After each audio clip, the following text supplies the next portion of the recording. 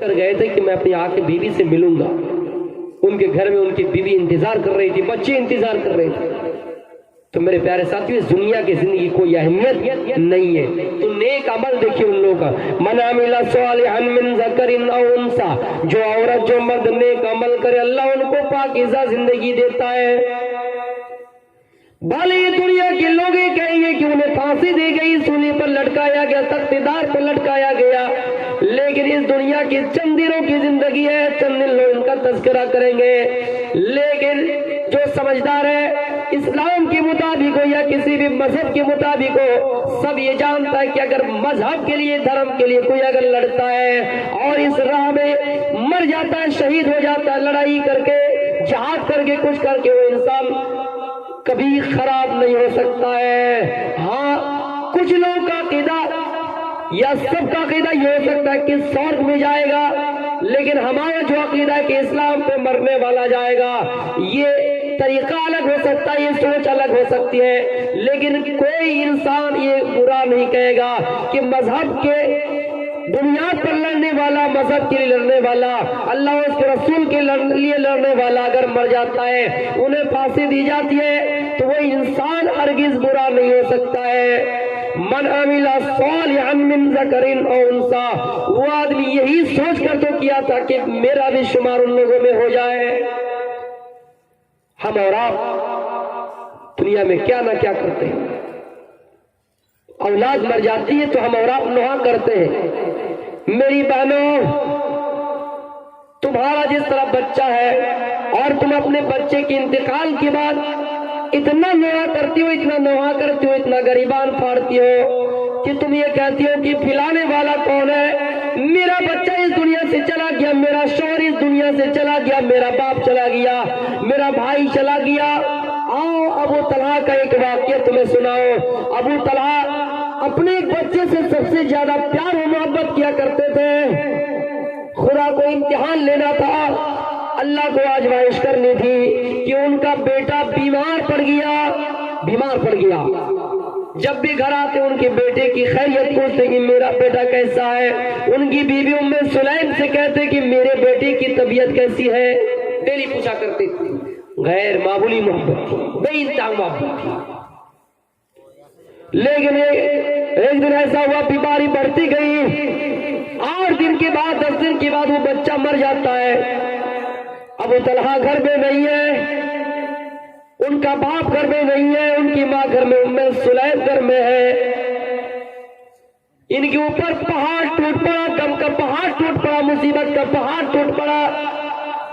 لیکن انہوں نے صبر و تحمل سے کیسے کام لیا, اپنے بچے کی لاش کو گھر کے کسی کونے میں رکھ دیتی ہے, گھر کے کسی کونے میں رکھ دیتی ہے, اور یہ سوچتی کہ میرا شوہر آئے گا, ابو طلحہ آئے گا, تو میں ان کو جلدی نہیں بتاؤں گی, اس لیے کہ یہ شام کا وقت ہو گیا ہے, گھر میں آ رہے, اگر میں ابھی بتا دوں تو میرا شوہر روئے گا, دھوئے گا, کچھ نہیں کھائے گا, اس لیے اس کو صبح بتائیں گے. ابو طلحہ گھر میں آئے, کہا بیوی میرے بچے کی طبیعت کیسی ہے, کہا میرے شوہر آپ کے بچے کی طبیعت پہلے سے کچھ آرام ہے. صرف اتنا کہا, کیا کہا, پہلے سے کچھ آرام ہے, یہ نہیں کہا کہ مر گیا. میرے شوہر آپ کے بچے کی طبیعت پہلے سے کچھ آرام ہے. کھانا لگایا, دسترخوان بچھایا, دونوں نے خوشی خوشی کھانا کھایا. کھانا کھانے کے بعد کہا, اور میرے شوہر آپ اسی جگہ پہ بیٹھے رہیے, اسی جگہ پہ بیٹھے رہیے, میں آتی ہوں جلدی. گھر کے اندر گئے, زیب و زینت سے آرستہ و پارستہ ہوا, اپنے آپ کو مزین کیا, خوبصورت بنایا, چہرے کو خوبصورت بنائے, اس لیے کہ شوہر کے سامنے آؤ تو شوہر مجھے دیکھ کر خوش ہو جائے اور اپنے بچے کی محبت کو بھول جائے, اور بچے کی یاد میں مجھے ابھی سوال نہ کر لے. میری بہنوں, شوہر کو خوش رکھنے کا طریقہ یہ ہے, لیکن ایسا ہوتا ہے آج کل, باہر سے کام کر کے آئے, آج اس کی بات, ساس کی بات, سسر کی بات, ان کی بات, یہ بات کہہ کر آپ کو آپ کا ویسے ہی پارا گرم رہتا ہے، آپ کو یہ لڑانے میں صرف آگے رہتی ہے۔ ذمہ داری یہ نہیں ہے، ذمہ داری یہ ہے کہ باہر سے اگر آ رہے کوئی مصیبت گھر میں، لاش گھر میں ہے، پھر بھی دیکھیے تربیت دیکھیے، تعلیم دیکھیے، یہ تعلیم اور تربیت ہمیں کہاں ملے گی؟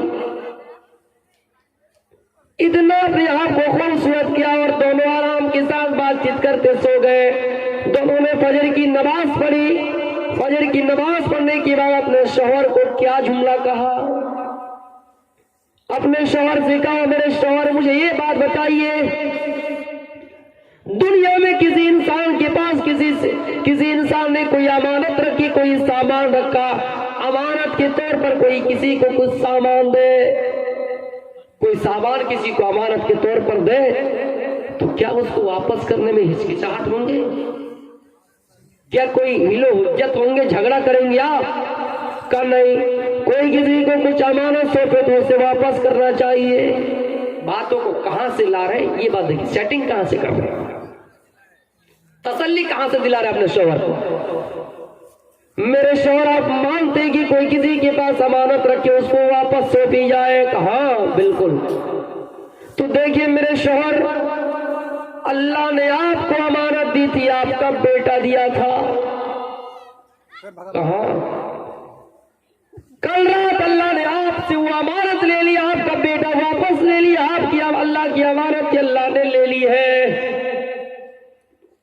میرے اوپر غم کا پہاڑ، مصیبت کا پہاڑ ضرور ٹوٹ پڑا ہے، لیکن میں اتنا صبر و تحمل سے کام لیا اور اتنا برداشت کرنے والی بن گئی کہ میں آپ کو رات میں بتانا گوارا نہیں کیا۔ اور میرے شوہر، آپ چاہے مجھے برا مانے، آپ چاہے مجھے کچھ کہے، لیکن میں نے ایسا جان بوجھ کر کیا ہے، میں نے ایسے صبر و تحمل کا ذریعہ اللہ کو خوش کرنے کے لیے ایسا عمل کیا ہے، آپ چاہے مجھے جو کچھ بھی کہے۔ شوہر کو یہ تسلی دلائے، شوہر مان گیا، کہا میری بیوی آپ کو رات میں بتا دینا چاہیے تھا۔ کہا میرے شوہر رات میں بتاتے تو آپ پریشان ہو جاتے۔ پھر معاملہ یہاں تک ہوا، بچے کو دفن کیا گیا اور اللہ کے رسول کے پاس ایسا معاملہ لے کر گیا، اللہ کے رسول کے پاس جب ایسی خبر لے کر گئی تو اللہ کے رسول نے کہا کہ میں دعا کروں۔ اے ابو طلحہ، کہ آپ رات میں ہم بستر ہوئے تھے، ملے تھے آپ؟ کہا میں دعا کروں گا اللہ آپ کو ایسی اولاد دے گا، ایسا بچہ پھر دے گا کہ ان کے بچے عالم بنیں گے۔ تاریخ لکھتے ہیں، مورخین لکھتے ہیں کہ ان کا ایک لڑکا پیدا ہوا، پھر ان سے 5 لڑکا اسی طرح پیدا ہوا اور سب کے سب حافظ قرآن تھے۔ تو میرے بھائیوں، یہ صبر تحمل کا نتیجہ ہے۔